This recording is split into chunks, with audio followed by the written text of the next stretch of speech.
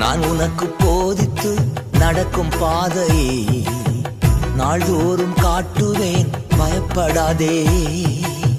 நான் உனக்கு போதித்து நடக்கும் பாதையை நாள்தோறும் காட்டுவேன், பயப்படாதே. உன்மேல் என் கண் வைத்து ஆலோசனை சொல்லுவேன்.